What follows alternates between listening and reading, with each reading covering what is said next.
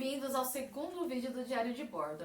Nesse nós vamos dar continuidade ao primeiro vídeo do canal. Se você ainda não viu, pausa tudo, porque você não vai entender a história da Eliana Dascânio.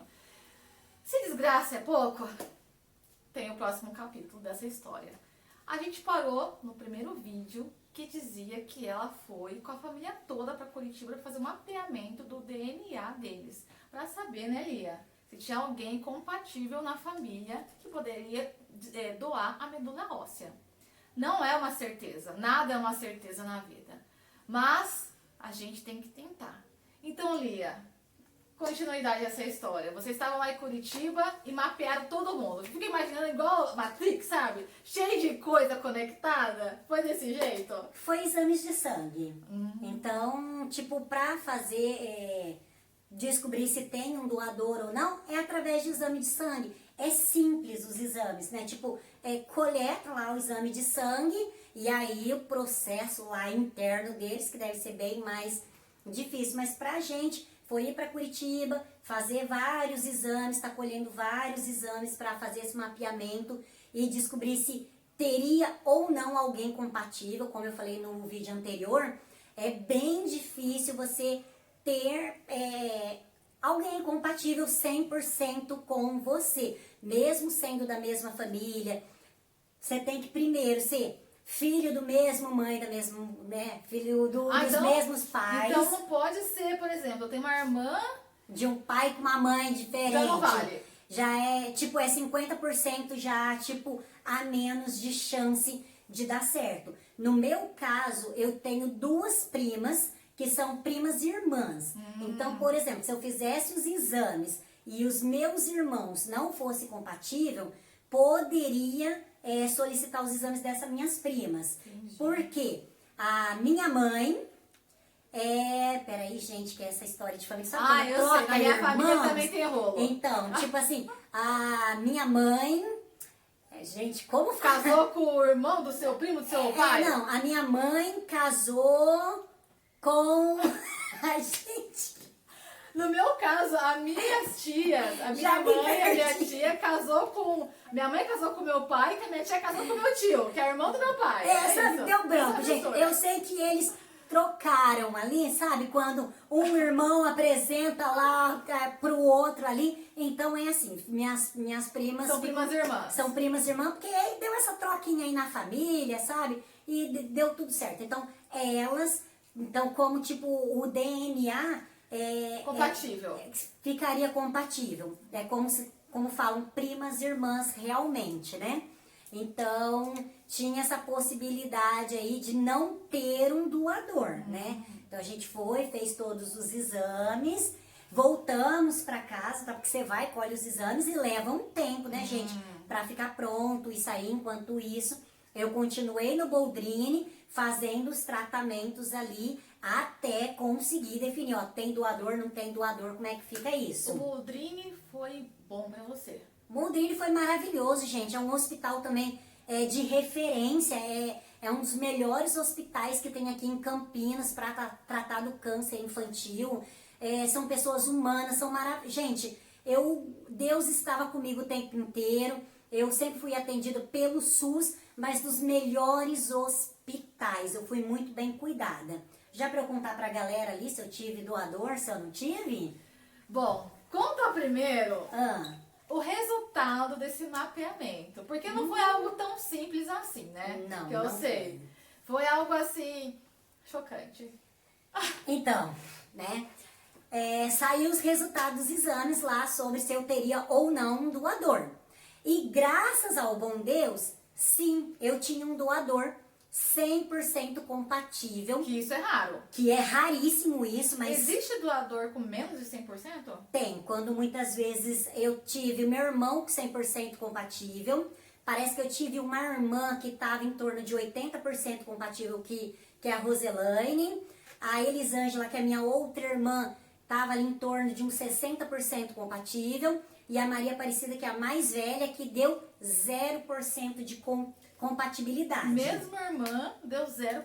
0%. Mesmo pai, mesma mãe, mesmo tudo, mas 0%. Eu ainda tive muita sorte que se eu não tivesse um doador de 100%, eu tinha uma de 80%, tinha uma de 70%, só que eles, principalmente para anemia de Fanconi, na minha época, que era muito difícil o transplante dar certo e tudo mais, quanto mais compatível, melhor. Só pra gente entender, Lia, eu fiz essa pergunta porque quando você falou assim, de 100%, eu já entendi que existe uma probabilidade de ter uma porcentagem menor e que, assim, racionalmente pensando, ela pode sofrer uma rejeição, vamos dizer assim. Sim, com 100% de compatibilidade, você pode ter uma rejeição, que depois a gente vai falar sobre a entrevista para o transplante, onde ele fala todas essas complicações, o risco e a rejeição é uma das principais. Assim que você começa a receber a medula ali, mesmo 100%, meu corpo poderia rejeitar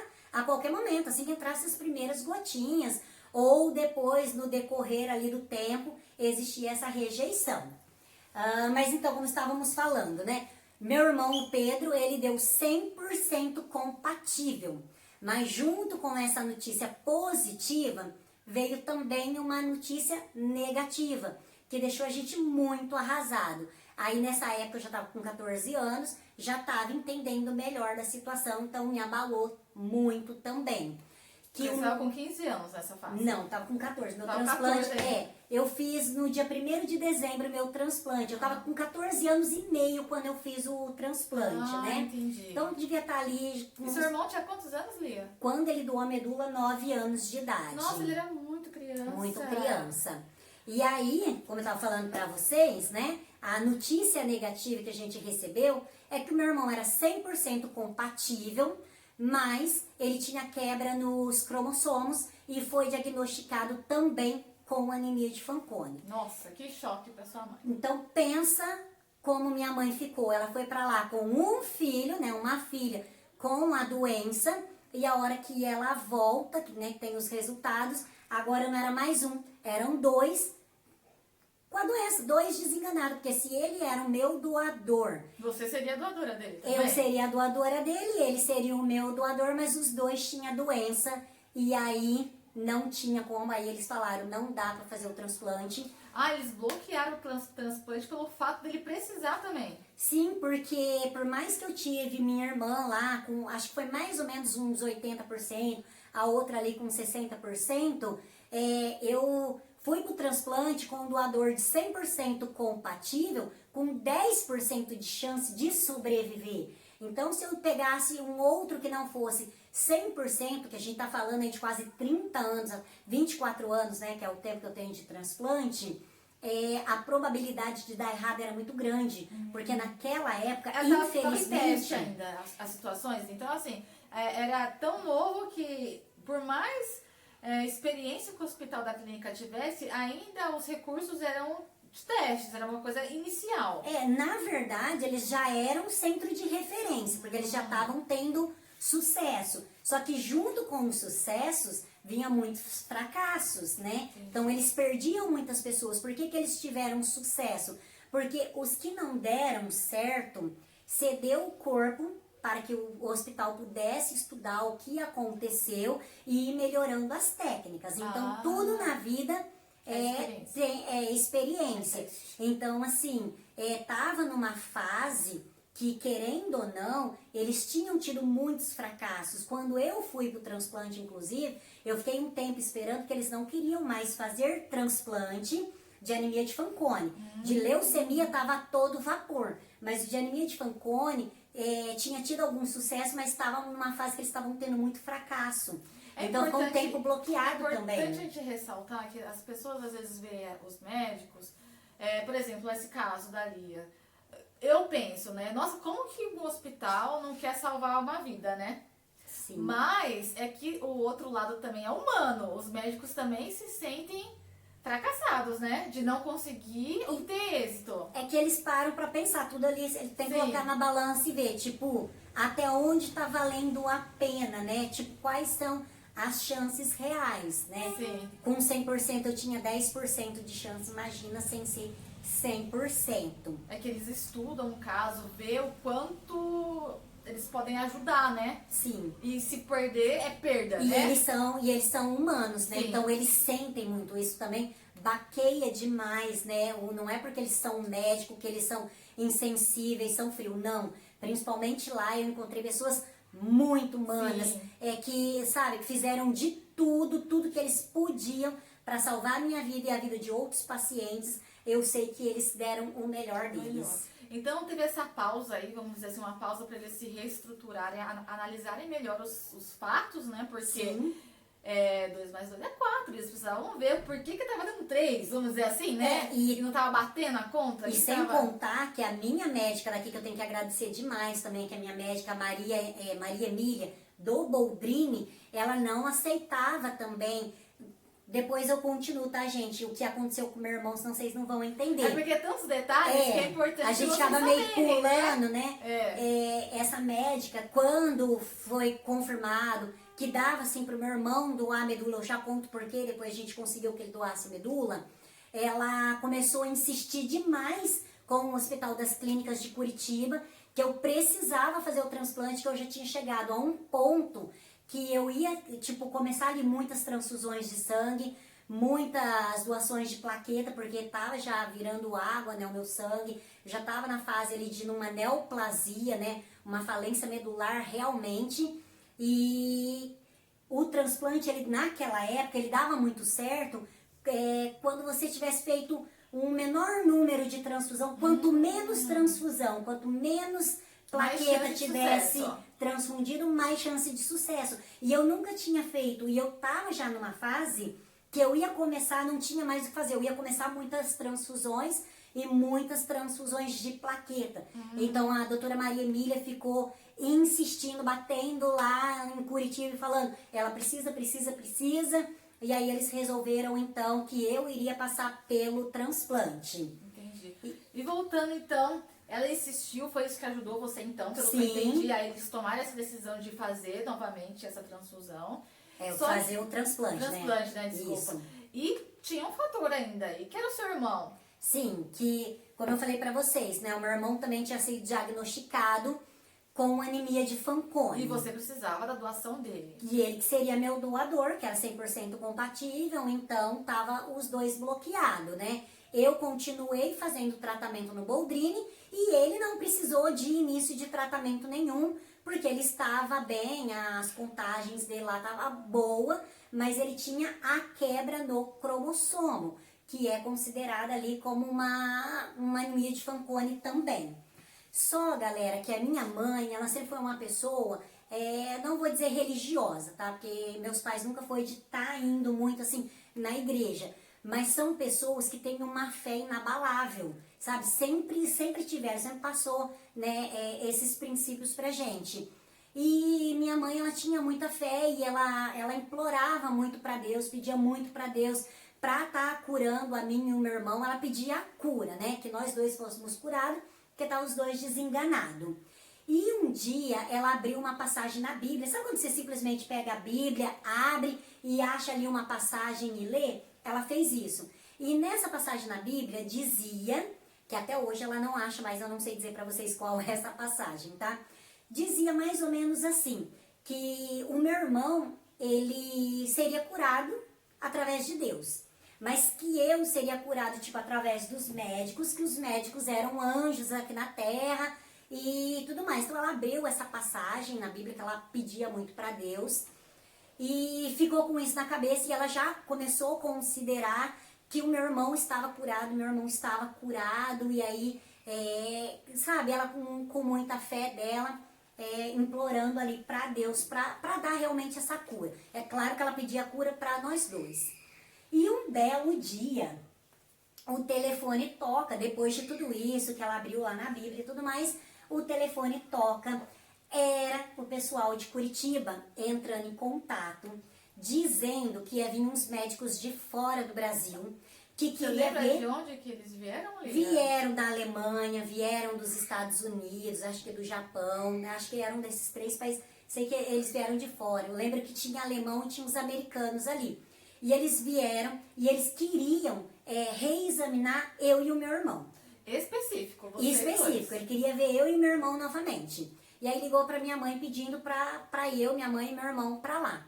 E aí nós fomos. E aí você tava com 14 ainda e seu irmão com 9 anos. Isso. E aí a gente foi de novo pra Curitiba, né? A minha mãe disse que a hora que o telefone tocou, que era o pessoal de Curitiba, pedindo pra ir, ela entendeu que, sabe, que Deus já tinha feito a obra dele. Era a resposta. Era a resposta da oração dela. E aí a gente foi lá pra Curitiba, fomos pra uma sala, eu lembro que o pessoal falava ali outras línguas, a gente não entendia, né? Os médicos conversando entre eles. O que eu lembro que tá muito vivo em mim, que uma das primeiras coisas que eles quiseram fazer foi olhar a minha mão e a mão do meu irmão. Porque a anemia de Fanconi, muitas vezes o traço ele é físico, né? Eu não cheguei a falar ainda pra vocês, mas por exemplo, a anemia de Fanconi, que na hora do diagnóstico, o que eles observam? Ó, eu tenho o queixo pequeno, o olho pequeno, vocês estão vendo? Ó, meu olho pequeno, meu queixo pequeno, e estatura pequena, geralmente a gente não cresce muito. Ah, é? É.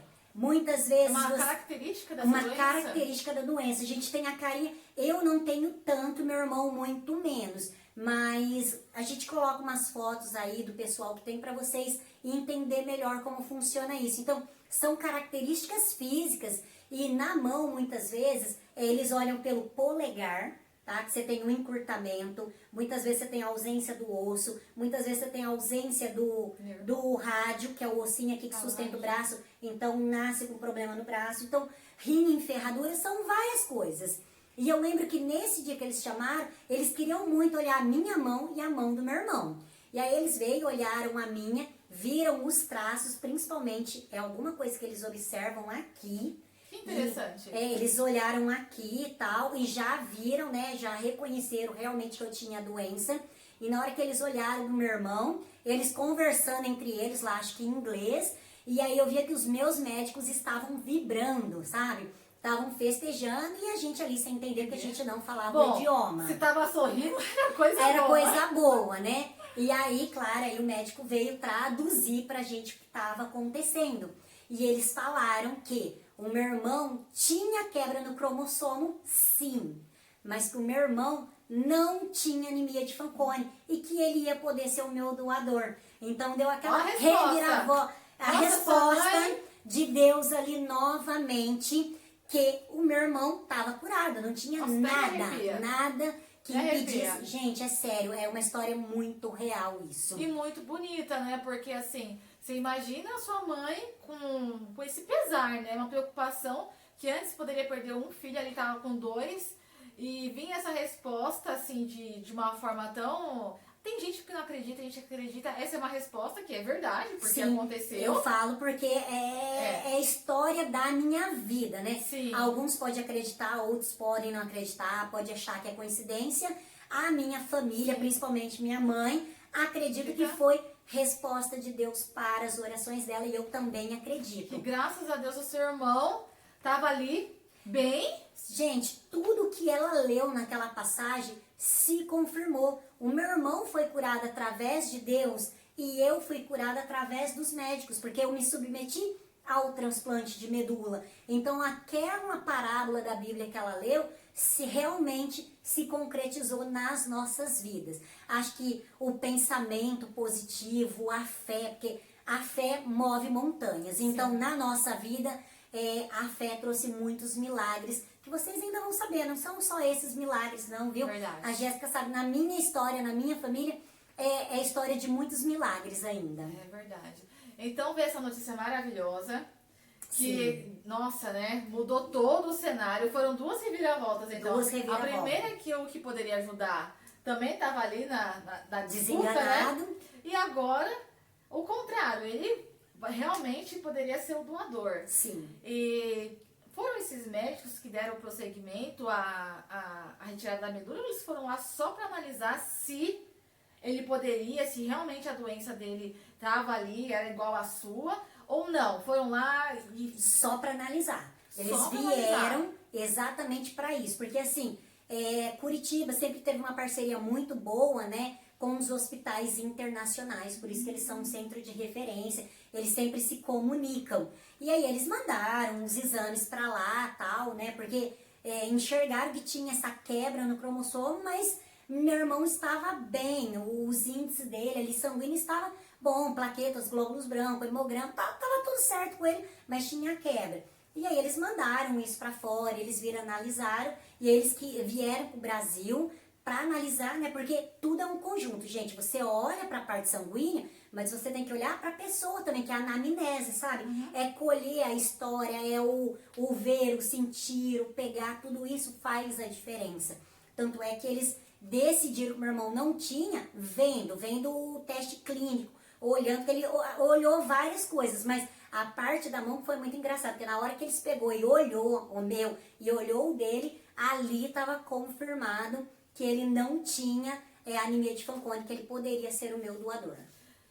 Muito, muito bom. É uma história muito boa, muito né, boa. gente? É. E aí, assim, Lia, descobriu. Aí, Ah, notícia boa, graças a Deus, até que enfim. sim. E aí, qual o próximo passo? Vocês já ficaram lá no hospital pra dar pros... Nossa Deus! Quanto Claro tempo que não, gente. Esse negócio é muitas idas e vindas. Foram ali praticamente 3 anos indo e vindo para Curitiba, até chegar o momento que realmente eu faria o transplante. Então, Porque às vezes a pessoa acha que esse processo que a gente conta foi rápido, não foi, gente. né? Tipo, foram 3 anos de pesquisa, 3 anos de luta, 3 anos, assim, de acompanhar uma doença, de tentar fechar o diagnóstico, tratar aquilo, descobrir um doador, ficar numa fila, porque eu não era a única, são muitas pessoas, então eu ficava numa fila que era quem ia fazer transplante de linfóide, leucemias, anemia de Fanconi, então é uma fila grande. E às vezes a gente passa na frente da fila, dependendo da gravidade. Então chegou um momento que com 3 anos eu subi pro topo da fila. A gente já tinha feito ali os exames, já estava tudo certo. Meu irmão ia poder doar medula, eu voltei para casa, continuei com o tratamento, até ali que foi piorando, que não tinha mais o que fazer, eu esperando nessa fila, até que chegou o ponto que eu subi ali pro topo da fila, né? Foi interessante você falar isso, de você ir piorando. Porque assim, a gente acha que o doador, a gente vê em filme, a gente ouve, mas a gente não sabe. Então assim, você estava lá, deu esse diagnóstico positivo e você teve que esperar ainda. Sim. E quais foram os sintomas que fizeram você subir? E melhor ainda, você achou que você não ia conseguir? Gente, eu sempre achei que eu fosse conseguir. Sempre tive comigo, assim, essa fé, sabe? Eu não sei explicar pra vocês, mas eu tinha essa convicção de que eu ia ser bem sucedida. Tipo, o tratamento, por mais que os médicos falassem que eu tava muito ruim, falando com meus pais que eu não sabia como, eu tava de pé. E eu estava de pé enfrentando tudo isso bem. Eu queria muito fazer o transplante, porque eu tinha certeza que no transplante viria a minha cura. Então, por mais difícil que fosse, eu... Você tinha essa convicção dentro de você que você ia vencer. Que eu ia vencer, que eu ia fazer e que eu ia vencer. Então, pra mim, eu queria muito fazer o transplante, porque ali estava a minha esperança de vida. Porque eu fui diagnosticada que eu não passaria dos 20 anos de idade. Na verdade, 20 anos seria tipo assim, uma porcentagem muito longínqua, sabe? Porque eu tava com 14 anos, eu já estava numa falência medular. Então, assim, os médicos... Então os médicos falam, dos 20 anos é só um milagre você passar. Tipo... Ou eles foram mais enfáticos? Não, você não passa dos 20 anos. Não passava dos 20 anos. Eu não chegaria à fase adulta. Eu tava com 14, tipo, nem aos 18 eu não chegaria do jeito que... Eles falaram pra você, do jeito que tava andando a situação. Falaram mais ali, claro, eles falam na frente do paciente, mas eles conversavam muito com os meus pais, né? Como se preparassem eles. Sobre isso, que do jeito que eu tava, ali era só o transplante, já não tinha mais o que fazer sem o transplante. Tudo que eles fizeram ali, que eu aguentei por uns 3 anos ali... Foi uma forma de conservar a vida. Exatamente, com a medicação, segurou ali por uns 3 anos. Depois era o transplante. Sem o transplante, eu não teria mais chance. Mas e aí, me conta que assim, eu tô até curiosa, né? A gente sabe, mas é por Isso que cima. ela conhece um pouco da minha história, conheço, né? mas a gente nunca entra, até porque a gente topou em fazer o canal, mas a gente, quando se fala em doença, a gente tem dedos pra perguntar pras pessoas, porque a gente não sabe o trauma que essa doença trouxe, que acarretou. A Helena é muito bem resolvida. Sim, muito. Porque tem gente que não fala da doença de Eu jeito gosto nenhum. de falar porque eu gosto de alertar outras pessoas e eu quero ser uma referência para as pessoas que estão passando por esse problema. E você comentou que chegou uma fase que você subiu pro topo porque você desceu, né? Exatamente. Eu tive uma piora muito significativa. Quais foram os sintomas dessa piora tão significativa que fez você subir pro topo da... Infecções.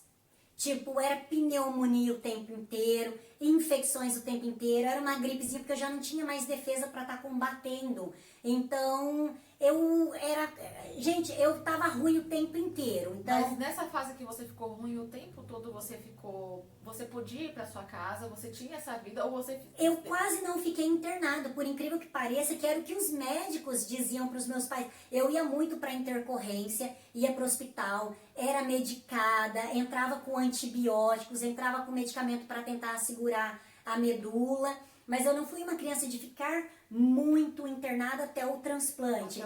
Eu, como era próximo, né, aqui Campinas e Montemor, então eu ia, às vezes eu ficava 1, 2, 3 dias internada, mas eu voltava para casa, só que assim, eu tinha muito sangramento nasal, sabe? Sangrava demais, qualquer coisa começava a sangrar, a gengiva sangrava muito, muitas manchas roxas espalhadas pelo corpo e muitas infecções estavam me acometendo ali.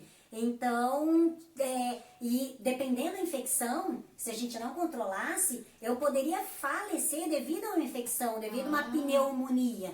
Então, isso me fez subir ao topo, porque eu tava com muitas infecções. E meu irmão chegou aí, gente. Não, eu tive que me controlar, que dar um grito aqui, gente, que eu assustei. Ele chegou aqui, mas tranquilo, a gente vai prosseguir com o vídeo. Verdade. E aí você subiu, então, pro topo. E como que foi? Quando que mudou, assim, o seu cenário? Aí você foi pro topo, e aí era você e seu irmão que tinha que ser internado. Como que foi? Primeiro colheu a medula dele. Como que foi? Conta pra gente. O meu irmão, inclusive, que apareceu aqui, mas saiu correndo, que eu já ia chamar ele pra aparecer no vídeo, foi o meu doador. Foi meu doador. A gente é muito unido, tá? A gente decidiu que ia fazer lá o transplante, eu tava no topo da lista, Curitiba ligou de novo falando, agora vem que você vai fazer esse transplante. Então foi eu, a minha mãe, meu irmão lá pra Curitiba, meu pai e tal, pra começar o transplante. Aí eu internei primeiro, né, porque assim que eu internei, eu começo primeiro com a fase da reidratação, que é a fase ali do soro pra dar uma hidratada, faz alguns exames para ver se eu tenho algum fungo, alguma infecção, algum probleminha, porque se tiver o período ali que eles já vão começar a tratar isso. Então, comecei a parte da reidratação, aí quando eu mais ou menos com 5 dias ali da reidratação, é que o meu irmão foi para colher a medula, porque aí eu ainda ia vir 7 dias de quimioterapia, né? Ah, então você fez químio também. Sim, aí Detalhe, não era câncer, mas você fez químio. Tem que fazer químio, porque é uma doença sanguínea, que eu precisava matar a doença que estava ali, as células, né, que estavam se reproduzindo de forma errada. Então eu precisava, a quimioterapia zera tudo, então ela mata tanto as células saudáveis, quanto as células, né, ruins. Que eu sempre falo cancerígena, porque eu sempre achava que era câncer, mas se pesquisar em mitocôndria não é câncer. Mas quando fala em quimioterapia, a gente já associa com o câncer, né? Mas não era câncer. Mas aí eu passei pelos 7 dias da quimioterapia. Mas antes de eu ir para a quimioterapia, o meu irmão internar para colher a medula, teve uma nova reviravolta, que eu acho que a Jéssica não sabe, galera. Não, eu não sei. Minha mãe entrou em contato lá com o meu médico, Dr. Marcos, uma figura que eu amo de paixão, que me ajuda muito, e simplesmente pediu para cancelar o transplante, que eu não iria mais fazer o transplante de medula óssea. Mas como assim, do nada sua mãe ligou pro médico, você falou com seu pai, tomou, ela simplesmente tomou a frente e falou, não vai mais fazer cirurgia? Não foi, é porque a gente começa nesse bate-papo e acaba meio que pulando etapas, né? E aí a gente pulou a etapa onde foi feito ali a entrevista para o transplante, que é quando, por isso que meu pai foi também, foi eu, minha mãe, meu irmão, todo mundo, né? Quando eles chamaram para fazer o transplante, primeiro você passa por uma entrevista. Mas por que você passa por uma entrevista? Porque nessa entrevista é onde eles vão falar os riscos. O que pode acontecer. Então os médicos, eles são muito claros no que pode acontecer. Sim, eles não escondem nada. Inclusive nessa entrevista, minha mãe, assim, sabe, desmaiava o tempo inteiro. Foi uma entrevista bem pesada, porque é o momento que o médico falou a porcentagem, que eu tinha 10% de chance de sobreviver ao transplante. Era muito baixo. Muito baixo. Pensa, de 100% você ter 10% de chance de sobreviver. Então, era 10% de chance de eu sobreviver ao transplante. Que assim que a medula estivesse entrando, eu poderia ter uma reação, uma rejeição e poderia vir a óbito. Que se eu tivesse infecção, porque a gente faz a quimioterapia, então você zera tudo, né? Então, você tá qualquer gripe, qualquer infecção que pegue, você pode vir a óbito, porque você não tem defesas para combater isso. Então, a entrevista era o tempo inteiro falando o que poderia me levar a óbito. E quase 100% do que o médico falava era que poderia vir a óbito. Porque Era só negativa, então. Porque eles têm que ser muito claro. Uma diarreia, que é uma coisa simples, poderia me levar a óbito. Uma gripe me levaria a óbito. Uma pneumonia me levaria a óbito. Uma infecção de qualquer natureza poderia me levar a óbito. Porque eu ia fazer quimioterapia, eu ia zerar essa medula. Eu não ia ter... Se já estava ruim, eu já pegava... Sim, eu já estava pegando infecções muito fácil. Imagina, feito uma quimioterapia e zerado tudo isso, né? Então, passamos por essa entrevista. E me tira uma dúvida. Só você corria risco ou seu irmão também corria risco? O risco dele, tipo, seria de 0, alguma coisa. Era muito baixo. Era tranquilo essa colheita da medula. Da medula. Inclusive, minha mãe até perguntou pro médico, doutor, qual é o risco pra ele? Ele falou, ganhar o reino dos céus. Minha mãe falou, por que ele vai morrer? Não, porque ele tá fazendo uma boa ação, né?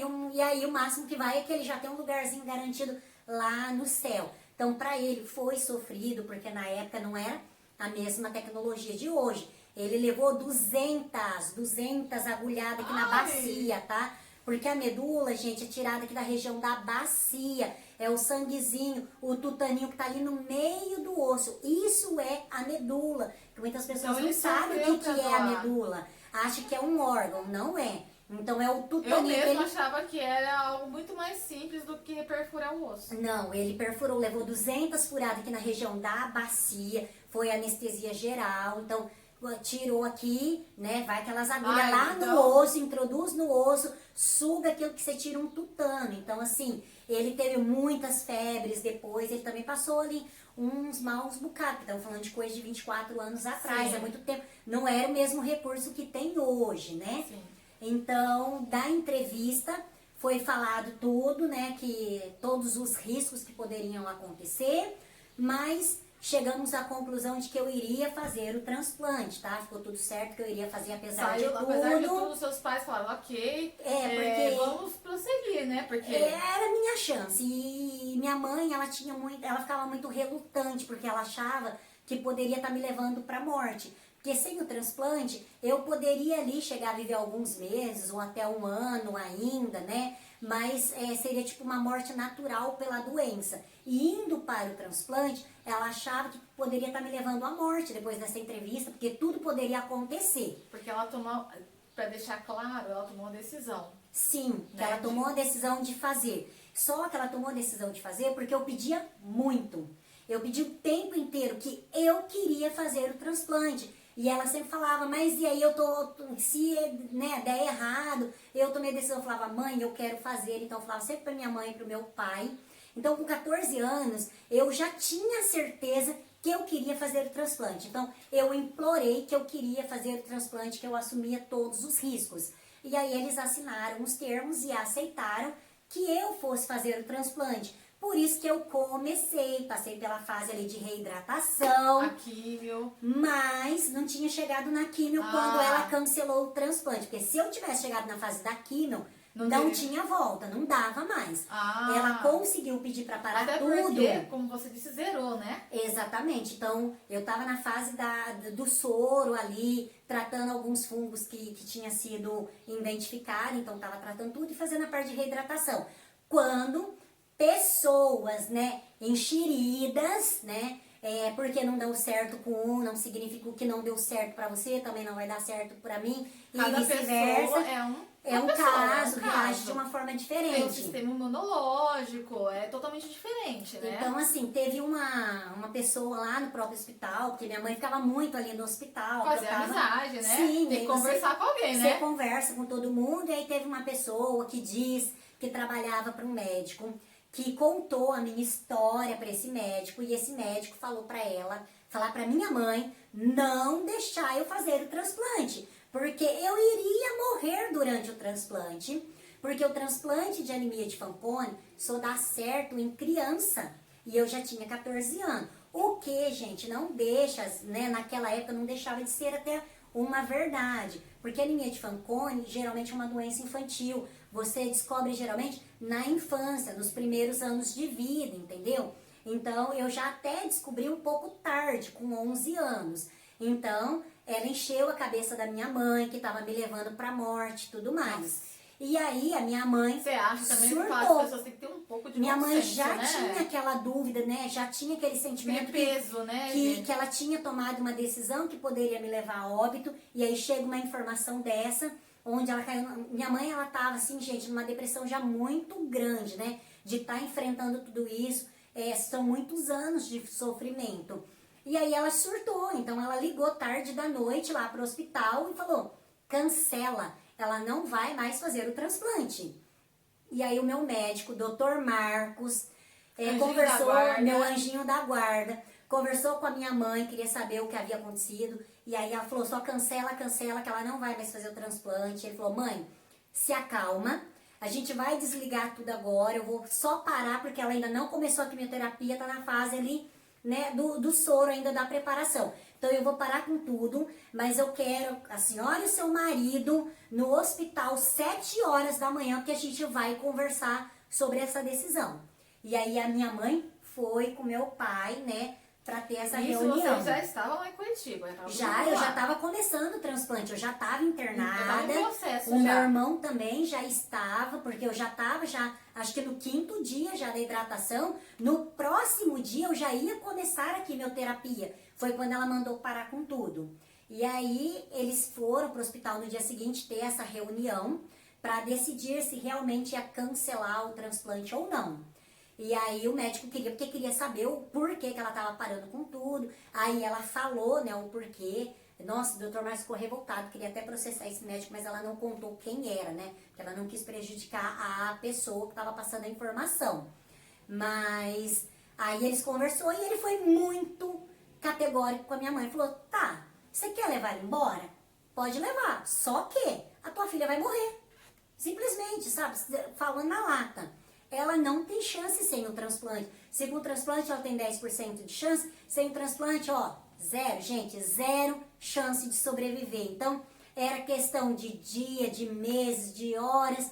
E, tipo, mas era algo certo. Era algo certo. Eu poderia conseguir viver ali alguns meses, quem sabe, até um ano, de repente, mas era algo certo, porque a minha medula já estava em falência. Como que você comentou, seu sangue já era um tom rosado, já, né? Ele já não estava mais fabricando, a medicação já não estava mais conseguindo segurar, né, fazer a função ali da medula. E aí o meu pai tomou a frente, né, porque ele viu que a minha mãe, ela estava muito depressiva, estava muito carregada, estava sofrendo demais com essa decisão. E aí meu pai falou pro Dr. Marcos, Dr. Marco, porque ele odeia chamar ele Dr. Marcos, tá, gente? Dr. Marco, dá um calmante pra Célia, a Eliana vai fazer o transplante, porque se o senhor tá falando que ela tem 10% de chance, ela vai fazer, porque se ele diz, se eu tivesse 1%, ele ainda autorizaria eu fazer o transplante, porque 1% é melhor que nada, imagina 10%. Então meu pai tomou a frente. Muito forte seu pai, né? Sim. Porque a gente sabe que a mulher tem um grande peso na decisão, né? E ele tomou a frente. E eles sabiam, eu deixei muito claro que A sua era o vontade que também, a minha né? vontade. Então, eles sabiam que eu queria aquilo, porque, como eu já te falei antes, eu tinha certeza que eu ia me recuperar nesse transplante. Mas eu conheço ali há muitos anos e conheço parte da história agora, que a gente tá vendo os detalhes, mas ela sempre lutou muito pela vida. Porque depois desses processos, a sua saúde, né, Lia, ela fica delicada. Exatamente. Então, assim, você, além de tudo isso, apesar de tudo isso, a sua saúde, ela ainda fica sensível a algumas coisas. Então, eu já vi a Lia passando por muitas coisas após isso. E, assim, eu admiro muito ela pela vontade de viver, né? A gente fala que grande parte da vitória é você não querer morrer. Porque se você se entregar, se você permitir que esse pensamento de morte entre você... Eu nunca me entreguei. Ali, em hipótese alguma, se entrega. Então, eu sempre admirei muito ela pela essa força que ela tem das circunstâncias serem muito delicadas da saúde, porque dinheiro a gente corre atrás, várias coisas a gente corre atrás, mas a saúde é algo que você não tem controle. Se a gente tem saúde, a gente consegue correr atrás de todas as outras coisas. E eu sempre corri atrás da saúde. Então, desde que eu conheço ali por gente, eu tô lutando pela vida. Por isso que eu tento levar uma vida plena, sabe? Eu tive umas fases difíceis, umas fases meio negativas, que eu sou humana, como todo mundo. Sim. Passei por muitas coisas que a Jéssica acompanhou, mas eu sempre tentei ser alegre, sempre tentei, sabe, conseguir o máximo, né, tirar o máximo proveito da vida. Verdade. A gente vai dar uma pausa não, a gente vai terminar esse vídeo. Vai ter os próximos vídeos, porque a história é longa, tem aí Muito quase longa. 30 anos de história após o transplante. Então não se esqueçam de curtir o canal do Diário de Bordo, do Eliana Dascânio, compartilhar e deixar os seus comentários. Então a gente finaliza por aqui e até o próximo vídeo. Tchau, tchau!